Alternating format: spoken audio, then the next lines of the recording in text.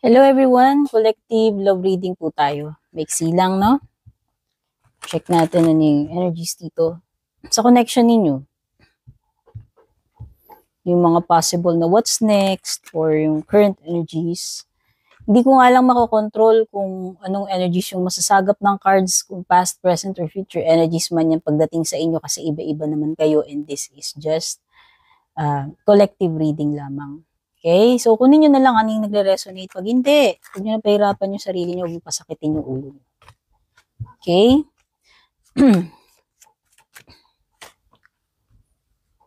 Oh, may secret admirer ka daw. Oh, someone na may tinatagong feelings. Whether ikaw ba yung tinutukoy ng cards dito o energy ng person mo, kayo rin na nakakaalam niyan. Merong nagpipigil ng nararamdaman or hinahide yung tunay na nararamdaman niya, pwedeng niya sinasabi. No? Meron ding energy na nako-confuse sa inyo. Sino ba ito nako-confuse sa inyo?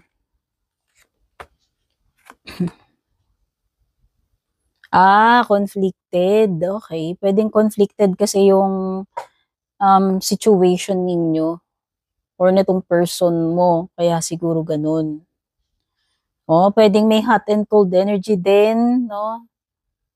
Kasi meron ditong something unsure, unclear, hot and cold, lalamig, iinit, unpredictable. Kasi nga siguro ang nasa-sense ko is parang unsure na unsure na energy. Pasensya na kayo sa boses ko, hindi po ako magaling kaya ganyan. This person is spying. Ikaw ba to o siya? Sa social network nag-i-spy, nag-i-stalk, sumusubaybay, sumisilip. Okay. Ibang energies.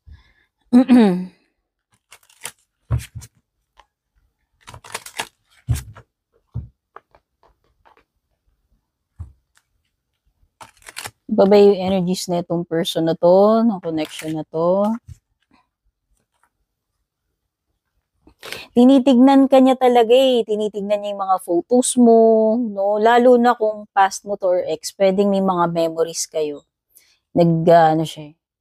Pwedeng nagpa-fantasize, reminiscing, no? Looking at your pictures, looking at you sa social network.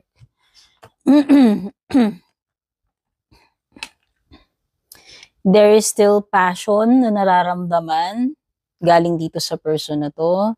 Gusto ka pa rin niya.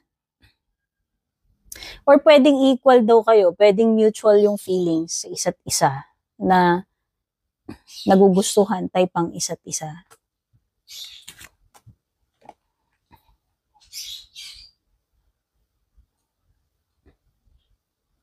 Kaya lang meron ditong parang takot. Or nagsiset ng boundaries na energy kasi kung sino man sa inyo to, takot ng masaktan, matake advantage, maloko or magamit. Siguro, kung sino man sa inyo tong dalawa, pwedeng ganun yung past experience, no? So, siguro may trauma, no? May takot sa ganun, so nagiging maingat. Pero, mag-i-express. Ito na yung mga what's next. Mag-i-express ito. Pwede kanyang tawagan, i-video call kanya, i-chat kanya, mag-reach out or mag-arrange ng meeting or date sa'yo. This person will express kung ano talaga yung nararamdaman niya. Pwedeng ngayon pa lang niya aaminin, hindi ko alam. Gusto kanya makausap, iniisip kanya. And this person wants to let you know kung anong feelings niya or intentions niya sa'yo.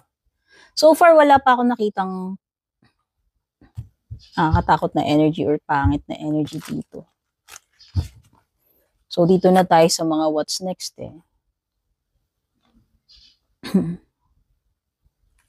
Three of Wands. Kaya lang pwedeng may mga blockages sa gabal or pwedeng yun nga, kasi parang may conflicted or complicated kind of energy. Siguro magkalayo kayo o baka yung iba sa inyo, LDR kayo, hindi kayo magkasama right now, no? May distance ba? Distance or time barrier.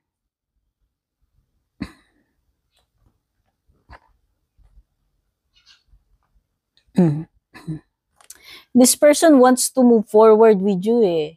Gusto niya talaga ng to the next base, to the next level when it comes to dito sa connection ninyo. So kung hindi pa siya, if ever na hindi pa siya umaamin, nagko-confess ng feelings niya, yun na nga yung next step na gagawin niya, which is to contact you, let you know, no, ano ba talaga yung feelings niya.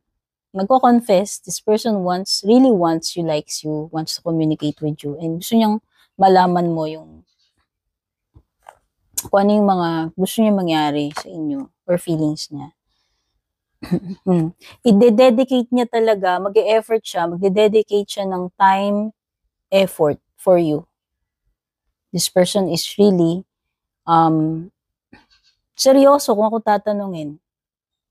Okay, determined is the right word. Could be Aries, fire sign energy. Baka kasi, ewan ko, kaya siguro hot cold kasi may mga times na nag-aalangan siya. No, may mga time na nag-aalangan itong person mo or nadadaga, naduduwag, nahihiya, hindi ko alam eh, or nai-intimidate, hindi ko alam eh. This person is willing to wait. This person is willing to wait and make compromises. No? Very siya. Sabi ko nga sa'yo, determined energy. But this person, ayaw naman niyang i-rush yung mga bagay-bagay sa inyo. Kaya nga, this person is willing to wait eh. Willing to invest time, energy, effort sa iyo. Diba? Ang ganda ng energies. So, anong pupuntahan? Anong pupuntahan?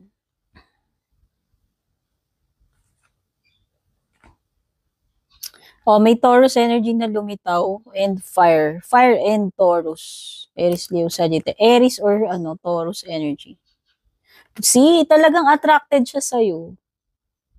Andun talaga yung yung feelings, yung sobrang pagka-attract niya sa'yo. And sabi ko nga, willing talaga tong maghintay, mag-make ng effort. No? Base dun sa mga cards na lumilitaw. And hindi kanya i-force, hindi kanya ira-rush. Gusto niya, tamang process with the Hierophant. And this person is, pwedeng, ewan ko, kung LDR lang ba kayo or magkaiba kayong culture, religion, what, ewan ko. Merong ganong energy. Pero, gusto niya dumaan sa tama. Kasi this person is, pwedeng may pagka-traditional, conservative siya.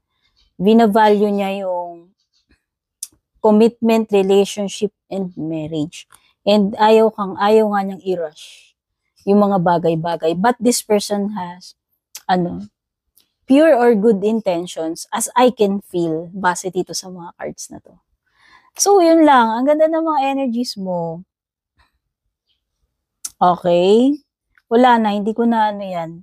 Tatapusin ko na dito yung reading. So far, yun yung mga nahugot kong energies. Kung nakarelate kayo, don't forget to leave a comment, like, reaction, pa-share na rin. Don't forget to like, follow, subscribe.